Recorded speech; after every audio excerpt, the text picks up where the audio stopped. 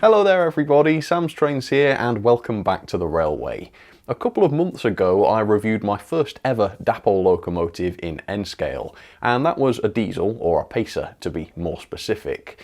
Well, today I'm looking at another Dapol N-scale loco, except this time it's a steam loco.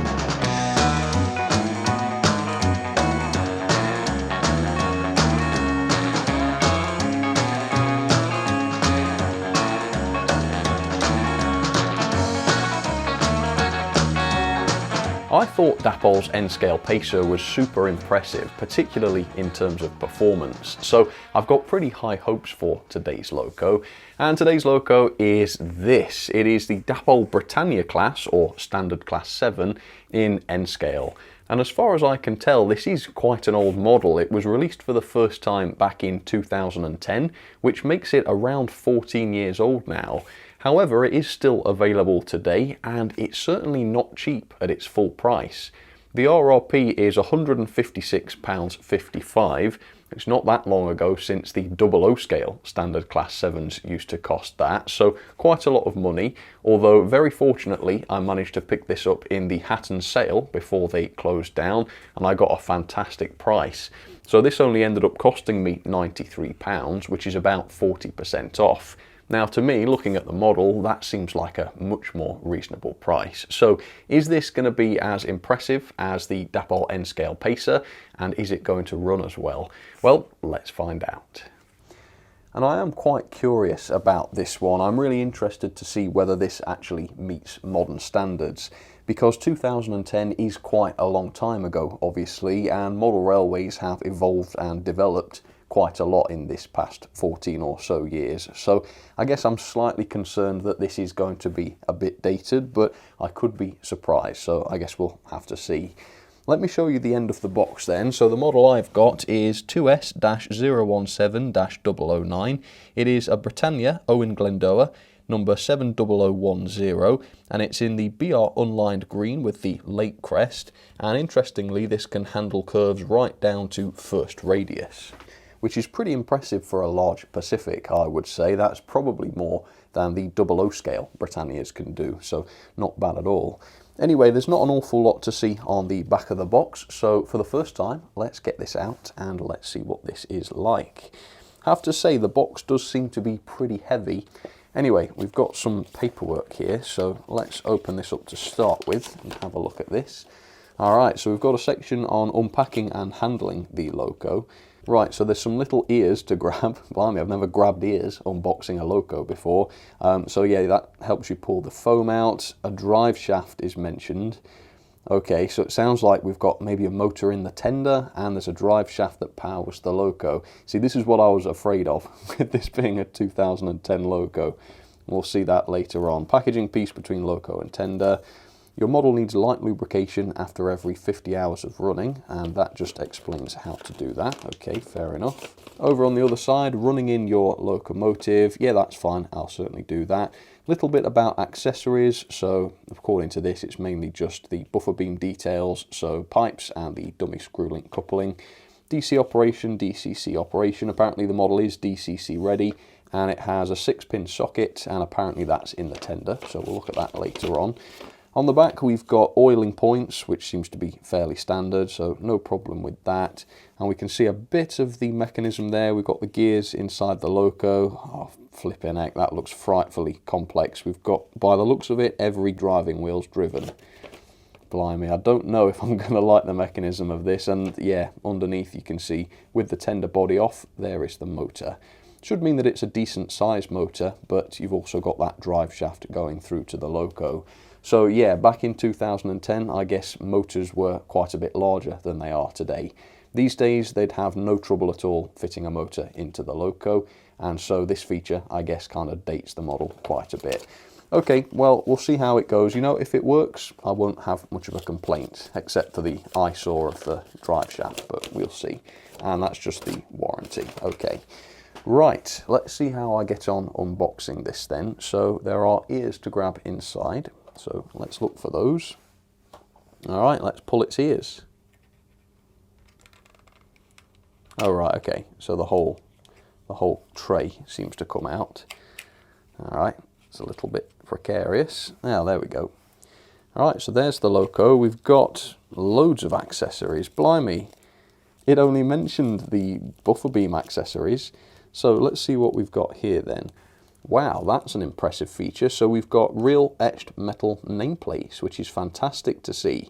The blackening is definitely coming off the sort of sprue of this piece, but the plates themselves look okay, although perhaps they're not the highest quality in the world. There's a little bit of blackening over some of the text, which makes it a little hard to read, but it's a great inclusion. Love to see those. In the second bag, we've got traction tyres. This gets better, doesn't it? Maybe these are optional. Maybe the model doesn't come with them fitted. Maybe these are spares and the model does have them fitted. We'll have to see. And then in here, what is all of this? My word, we've got loads of stuff inside here. Lots of it not mentioned as well. We've got a spare drive shaft, some sort of tool with a hex end to it. Not too sure what that's about. We've got the tiny, tiny screw link couplings that you can fit if you want. Yeah, I'm not surprised that those aren't the working kind because they're very small indeed. And then we've got various pipe work, some little handles and such by the looks of it. Yeah, quite a bit more than was mentioned in the instructions. So I think I'll probably leave those alone, but it's nice to see that we've got some spare parts in there. And then what's this? Here we have additional couplings by the looks of it. Maybe they're alternative couplings or maybe they're just spares. But yeah, it's a well-equipped model from an accessories point of view. But for now, let's try and get the loco out and see what this is like. So, what's the quality of the finish like? Let's open up the clamshell. Have a look. This has actually got much better packaging than the Pacer that I looked at. And the Pacer's a much newer model. Oh yes. Right, so we've got a bit of an oil spill on the top. Hopefully that will come off without leaving a mark. But yeah, the finish on that is lovely, actually.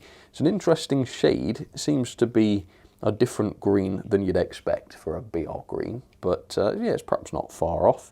And yeah, the finish on that is beautifully satin. That looks fine. Right, let's lift the loco and tender together. The instructions warned that you have to do that. Otherwise you risk disengaging the drive shaft. But there it is, the Britannia. And right off the bat, the drive shaft situation really isn't that bad because of how closely coupled the two are. So if you look at the cab doors are kind of almost pressed against the tender. How that will get on negotiating first radius curves, I have no idea, but it does mean that the drive shaft is quite tricky to spot. It's not too obvious that, which is good. So there we have it. It looks like a very detailed model from first glance. Yeah, it's very attractive actually, and we'll take a much closer look at the level of detail in just a second. But first of all, here's a little bit of background on the Britannia class in real life.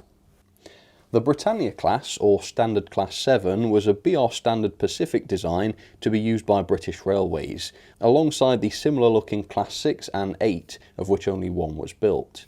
The Britannias were introduced in the early 1950s when 55 of them were built to the design of Robert Riddle's.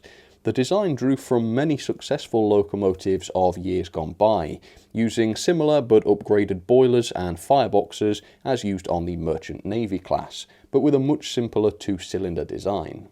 As a BR standard, efficiency, lightweight and serviceability were all priorities. As a result, these were popular with crews. Despite this, it had been barely 10 years following the completion of the class before withdrawal began, and by 1968 all of the class had been withdrawn from service and all except 2 were cut up and scrapped. This example, Owen Glendower, was not one of the lucky ones, unfortunately. It was built in 1951 and withdrawn only 16 years later in 1967. Following that, it was sadly cut up. So there it is, up close and personal for you, the Dapol Britannia in N-scale. And to be fair to this, it's actually got quite a bit more detail than I was expecting, knowing that this thing was first released in 2010. So we'll get to that and I'll show you the details in just a second. On the other hand though, it is fairly obvious that this was not designed recently, and it doesn't seem to have quite the same level of detail and also refinement that some of the other N-scale locos I've looked at do. And I suppose that's a little unreasonable given Dapol's full price for this, which is well over £150 these days.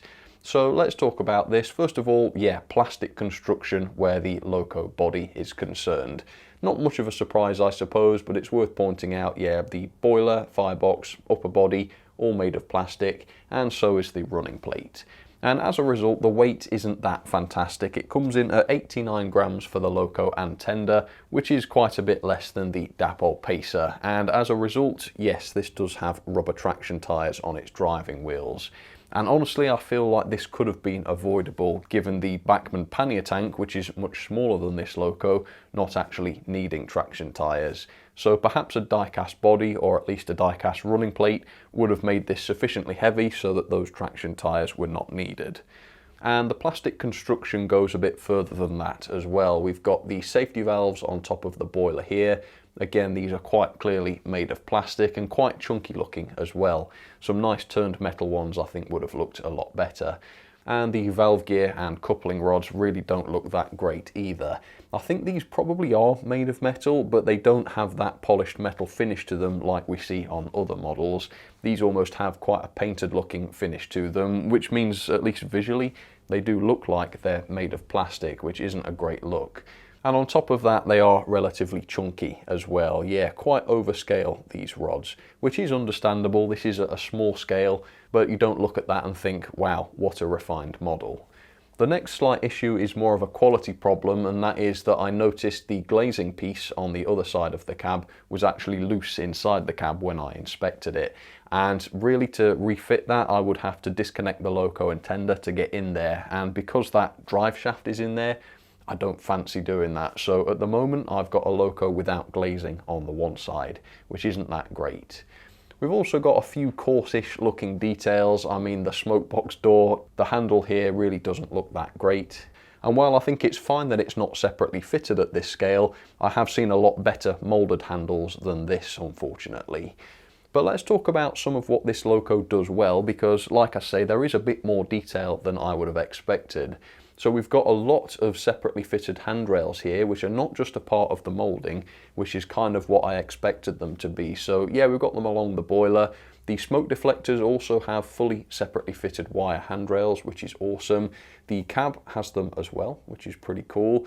And we've even got some separately fitted pipework underneath the running plate. Now, the vast majority of this pipework is not separately fitted, it's just a part of the moulding, but because it's supplemented with a few actually separately fitted parts, the effect is quite a bit more convincing. Now, underneath the firebox, none of this pipework has been picked out, and that's a big difference between the N scale and 00 scale version of the Britannia. Yeah, I think in 00 it looks a lot better with some of that pipework separately fitted and then picked out. This one looks a little bit less detailed as a result. However, in other areas, such as in front of the cab, even though this pipework is just a part of the moulding, it has been picked out, and very carefully too. And the effect is wonderful there. That's really, really impressive. So more of that, I think, would have been really good to see. So we'll talk more about the detail in a second. Let's move on to decoration. Yeah, the finish on this is no problem at all. Yeah, it's reasonably satin, good quality, looks to be up to modern standards actually. We've got a few details picked out, such as the window frame. That looks wonderful, really nicely printed. And we've also got the warning signs for the overhead lines, as well as the running number and classification on the side of the cab. We've also got a separately painted buffer beam, which has been well done. And just because I always do, let's test the buffers. No, sadly, those are not sprung, but that can't be a surprise here at N scale. Although it would have been nice to have seen some metal buffers, because these are just plastic. We've also got the running number and shed code, which have been printed onto the smoke box door, and those look absolutely fine as well.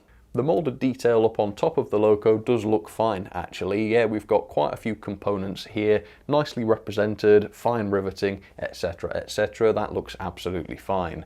Although this pipework over on the other side, while it is separately fitted, it does look quite chunky, again, particularly when you compare it with the 00 scale version. The wheels are quite nicely presented actually, very finely moulded in the centres, and then you've got the metal tyres as usual. The rear pony truck is not fixed, it is free to move, and as long as that doesn't cause any problems, that's a major plus. It's nice and realistic. A major letdown for the model though is the cab. Obviously we've got that drive shaft going between the tender and the cab. but that has meant that there is no cab detail whatsoever in this loco. Not actually seen an N-scale loco yet with a detailed cab. I am told that they do exist and that I will eventually come across one, but unfortunately this is not one of them. So again, that's a bit of a disappointment. Let's move on and look at the tender, which is very, very nicely presented. And even though we've got the drive shaft coming through the front of the tender, there is still some moulded detail on the cab end, so that's actually quite impressive. The decoration is absolutely fine. We've got the lake crest on the side of the tender, which is nicely printed, as well as the green finish across the tender body, which is nice and satin, like the loco was. And then the axle boxes down on the underframe have also been picked out, and those look good too. The underframe is nicely moulded. We've got a fair amount of detail down here, and there's even a miniature water scoop between the frames, which is a real nice little touch. And there's also pre-fitted brake rigging there as well. The coal load isn't the best. It actually looks more like a bed of spikes than a coal load, but from a distance that effect is okay. And the tender is complete with lots of separately fitted handrails yet again. Yeah, the finesse of these parts is absolutely fantastic. And the back of the tender looks great as well, because again, it's got more of these separate handrails. It's got the ladder, which is a beautifully fine piece. And then it's finished off with this decoration, quite a bit of detail on here, tender capacity, etc. Another reasonably detailed buffer beam, which you can add more detail to if you want. And then we've got these couplings, which are pre-fitted. Although, as we saw in the accessories bags, you've actually got quite a few coupling options. So if you don't use this style of coupling, then you do have the choice to swap them for another type if you want, and they're included, which is great. So there you have it. Yeah, not the best in the world. It does seem quite expensive at its full price, although I would say for £93, which is what I paid, this is absolutely fine. I wouldn't fault it too much. I would say it might be worth Dapol maybe readdressing this loco, maybe revising some of the details to improve the finesse and kind of bring it up to modern standards a bit. And certainly the mechanism on this loco does seem to be quite old-fashioned. However, I've not seen this run yet, so I might come out of this review loving this style of mechanism and wishing every loco had it, but I don't know yet, so let's get it down onto the track. Let's take a look at the mechanism and let's see how it runs. So there it is, the Dapol Britannia in N-gauge down onto the track. And I've already filmed the running in, or so-called running in inverted commas, and I'll show you that in just a second. And next I went on to take a look at the mechanism in this loco, and that's what I want to talk about now. So, I'm not a fan of this mechanism. It doesn't work very well, spoiler alert, and it's overcomplicated to the point of farce. So let's go through this and let me show you the features. First of all, as I've mentioned earlier on, we do have rubber traction tyres on the driving wheels of this loco. Not a feature that I'm a fan of because traction tyres do degrade over time. We've got one set of spares from Dapol, but swapping them is going to be a pain with this loco. You'd have to take the crank pins off at the very least. And when the second set has gone bad, then you're kind of stuck, aren't you? So it's not a loco for life. Bit more weight, like I say, and they might not have been necessary. On the plus side, we do have a lot of pickups on this loco. The tender wheels have pickups through the axles, and because of the lack of wipers on the tender wheels, those wheels are nice and free, so the tender's not really contributing much to the drag of the loco. We have got this drawbar though, which is a really weird design. This odd shape on the tender end gets itself into some really strange positions, and I'm wondering if it's this that causes the derailments that you're about to see. There's also wires going between the loco and the tender, although they're not too noticeable thanks to how close the coupling is. The base keeper plate on the loco is not screwed on or anything, it's just kind of loosely snapped into place, and it does seem particularly flimsy when you try to get it off with the screwdriver as instructed. But as you can see, there are proper bearings on the driving axles, and this is kind of a split chassis arrangement, so it does pick up power through those bearings, that's how it works. But confusingly, this has got all-wheel drive for some reason. So as you can see, there's a huge number of gears in this loco, which means there's an awful lot of mechanism for the motor to turn here. I can't see any reason why this couldn't have just had a single driven axle and then the motion transmitted via the rods as usual. I've seen other N-gauge locos do that fine, and yet this one is massively overcomplicated like that. Reminds me actually of some of the DJM locomotives in 00 scale. In fact, I'm wondering if he's responsible for this, because it's definitely the same kind of overcomplicated design logic that we saw with the DJM locos. Anyway, to access the motor or the DCC socket, you have to remove the tender body, which is easier said than done because, again, it's not screwed on, it's just clipped in place. And you have to use quite a bit of force to get the tender body off, and in fact some of the details broke off when I did that because it was so firmly clipped in place. But finally, removing the body reveals the 5-pole motor, which is a large motor for sure. You can see why they wouldn't have been able to fit this into the locomotive.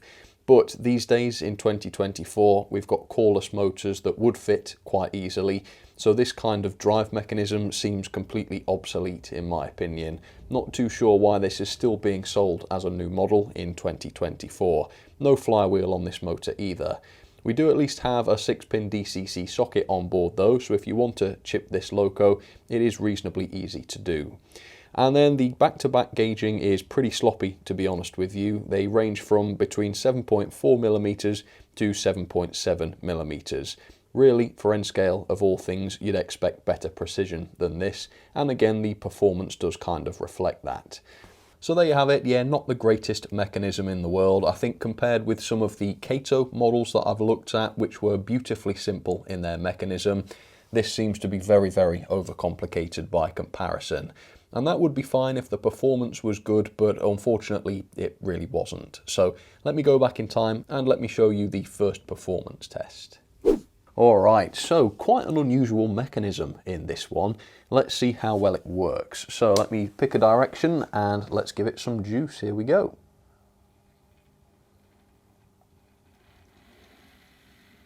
Well, it does work, okay. And the instructions did specifically mention running this in, and obviously that hasn't happened at this point, so I will do that before casting any judgments on the on the performance, although it'll have to be a bit better than that if it's going to get a good mark. So what exactly happened there then? Looks like the tender derailed. Now, did I have it on properly or did it derail? Oh, well, it's definitely on properly now. So let's try it again. Yeah, it seems to be struggling on that curve there, doesn't it? Well, it's okay now. Well, it didn't come off that time at least. Oh, yep, there it goes again.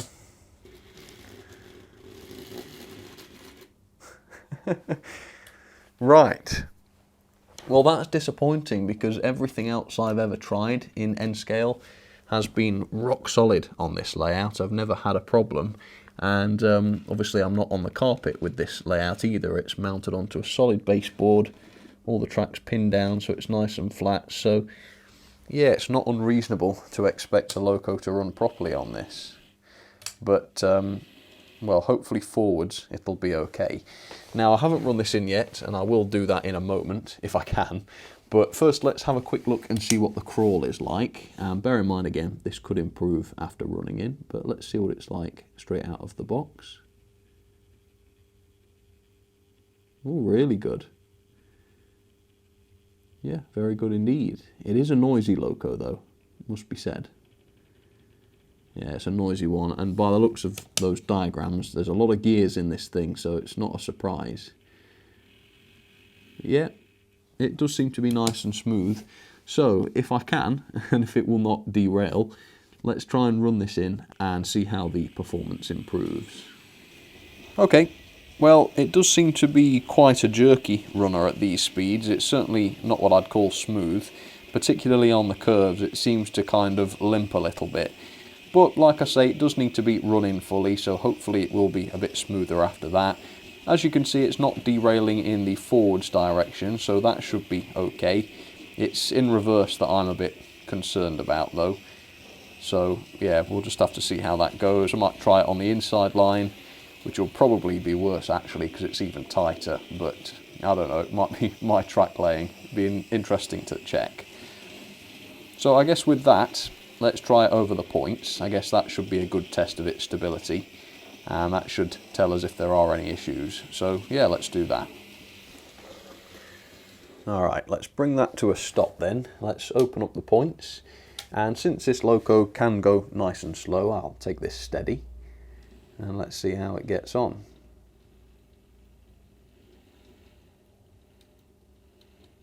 Struggling to maintain speed.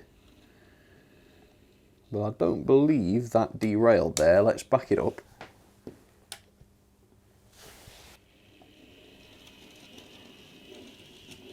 Yeah, that seems to be okay. Yeah, it's definitely still on the track, isn't it? Right, let's back around those curves and see whether the tender derails on this radius.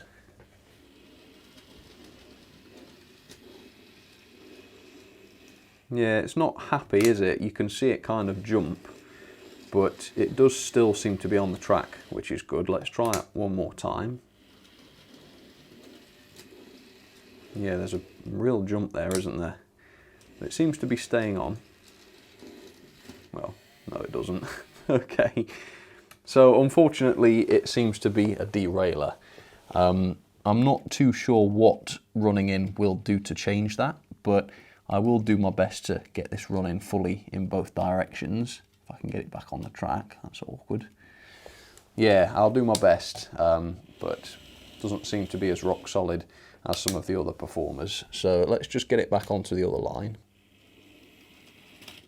Oh, there we go again. Yeah, not impressive really, not impressive. So far in N scale, all of the models I've tried have been super reliable and excellent. This one is giving me a very different impression, so unfortunate. Anyway, I think that's back on the track. Yeah, seems to be. Okay, well, let's try again. For goodness sake, it did this a minute ago. What a strange engine. Right, let me just 100% double check that tender's on the track properly. Yeah, all the wheels are definitely on the track. Let's try again. Steadily this time. It's just not having it, is it? Not having it at all. Well, the hand of God will have to intervene then. Disappointing, real disappointing. Glad I didn't pay 150 quid for a derailing loco. Okay, well, I'll see you shortly after this is running, if indeed that turns out to be possible. Alright folks, I am back, and yeah, that really was a nightmare. This is a complete lemon, unfortunately. Not too bad in forwards direction. I managed to run it in pretty much without issue. It derailed once or twice, but I put it back on and that was okay. In reverse though, it was just a complete pain, derailing every couple of laps, and I literally had to sit here with it and keep putting it back on the track so that I could fully run this in. Just complete and utter rubbish. I cannot believe that this model is still available for so much money today. Now obviously this is an old model with an old mechanism, and this is probably the best they could do back in 2010, so you can't really blame Dapol for that. But this model is still available now, and for so much money too, and that you can blame Dapol for. They've chosen to keep this model in their range without fixing it or updating it, and I think that is the problem that I have. So Dapol, time to withdraw this model, I think, or at the very least fix it so that it works properly. Yeah, in reverse, constant derailments. Not sure whether it's to do with the dodgy loco to tender drawbar or the dodgy gauging, which was all over the place, but either way, it doesn't run very well. It's also absolutely fine at the moderate speeds, at kind of 50% speed, it's nice and smooth. Well, it has just cut out. Yeah, occasionally it does stop, but for the most part it seems to be reliable from a pickup point of view. But at slower than half speed, it's not very smooth at all. It's fine on the straights, but as soon as you get it onto the curves, it really starts to struggle. And the torque of the mechanism isn't great either, possibly due to that enormous number of gears on the inside. So if I put my fingers in front and turn it up, bear in mind it's obviously got a traction tyre as well, but it shouldn't have. Yeah, you can see it's really struggling, and then I let it go, it speeds up massively. And with a load, it's even worse than that. So not fantastic, unfortunately, very unreliable, particularly in reverse, struggling to stay on the track. And this is not a complex layout, so if it's struggling on this layout, if you've got a different layout with more curves and points and such, it's going to be even worse if this one's anything to go by. However, the crawl was pretty impressive to start with, so let's have that again. I now know that this has got a decent sized 5-pole motor, so that explains why it's able to go pretty well at the slow speeds. And yeah, that is amazingly good. So that is the one good aspect of the performance. It's pretty good at the slow speeds. I wonder if it can go on and take the curves at that speed. Well, it's already sort of stopped. Let's give it a little bit more. And a push. It's actually not that reliable now, is it? Yeah, it does seem to be able to maintain that around the curves, which is good. Let's try it in reverse. A bit quicker.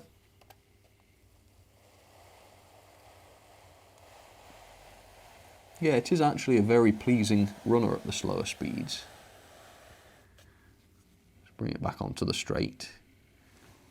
Noticeably a lot faster once it gets onto the straight. So yeah, it doesn't like curves, I think that's fair to say. So I don't have a precise way of measuring the tractive effort of this loco, but I can couple it up to some coaches to show you it with a load. So I've got just 3 coaches ready to go, and I don't think this is much to ask of the loco. So if it struggles with these, then I think we've got an issue. But anyway, let's go and see how the coupling works. Might have to set this up on the straight if there's a problem, but we'll try. Alright, well, made it without derailing that time, that's good to see. And forwards we go. Yeah, well, the coupling did actually work on the curve then, so that's pretty good. We'll go up to about 35-40 speed. So with a load, it's fine along the straight, but then as soon as it gets to the curve, you probably notice there it slows down a bit and becomes quite jerky. And you can hear it as well in the sound of the engine. Yeah, it does not seem to like curves very much. And the box did say that this is rated for first radius, and that's my inside line there. The line it's on at the moment is second radius. So according to the box, it should be absolutely fine on this, and yet it is struggling a bit at the slower speeds. Now, I don't expect you to take my word on the derailing issues, so what I think I'll do is I'll pop this into reverse and we'll see how long it takes for it to derail. So here we go on second radius. Not long, well, less than a second, I suppose. So you could say, if you were feeling a little bit on the harsh side, that that is unacceptable. And I am feeling a little bit on the harsh side, or could we say on the honest side, and say that that is completely useless and unacceptable. There doesn't seem to be anything faulty about this either. It's all assembled as it should be. The drawbar is intact and it's all tightened up. Yeah, it's just rubbish, absolutely rubbish. Forwards you can get away with, yeah, that's fine. But you don't want to be paying up to £156 for a loco that's only good in the forwards direction. So for that reason alone, really, if we ignore the other stuff, this is not a loco that I would recommend. Let's have some ratings then for the Dapol Class 7 in N-Scale. In terms of level of detail, I've given it a middle of the road score. It actually doesn't look too bad considering how long ago this loco first came out. It is better than expected. The decoration is good, it's been decorated to modern standards, that seems to be true. And there's a lot of separate detail, including handrails, virtually all of those are separately fitted, fair bit of pipe work as well, and a few other accessories such as the whistle and safety valves. Could have been better though, there's no cab detail whatsoever, which is quite disappointing. The smoke box moulding doesn't look the best, and some of the pipework is just moulded and some of it not picked out. On 00 scale models of the Britannia, a lot of the pipework is picked out so that it stands out a lot better. A lot of this looks quite flat because it's moulded and unpainted. Where the pipework is painted though, it looks fantastic, so that's something I want to mention. Performance for me, the best I can do is 2-star. It gets those 2-star because the slow speed performance is really excellent. Good quality 5-pole motor makes that possible, no problem with that at all.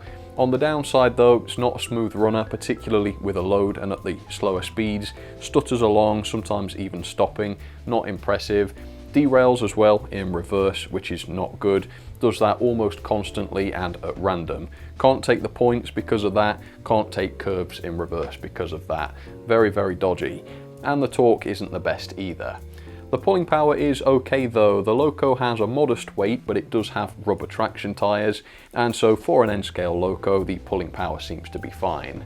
Mechanism I've given 3 star. On the plus side, there's a lot of pickups on this model, the same actually as on a 00 scale Hornby one. All tender wheels picking up and all Loco driving wheels picking up. It's also got a 5-pole motor, which is good, and a DCC socket as well, which makes it nice and easy to chip. On the downside though, it's got that drive shaft between the Loco and tender. Not a fan of that, and according to the instructions, if you don't handle the Loco just right, that drive shaft can come out of place, which doesn't sound good, although to be fair, that hasn't happened to me today. It's also got no flywheel on the motor, overcomplicated drive mechanism, loads and loads of gears in there, all-wheel drive, and the coupling rods aren't actually doing anything. I think that's a pity, and that could have something to do with the lack of torque. It's also got rubber traction tyres, a bit more weight would have made that unnecessary, and the drawbar is a dodgy design as well, and I suspect that that is why it struggles in reverse. For quality, I've given this a middle of the road score of 3.5 star.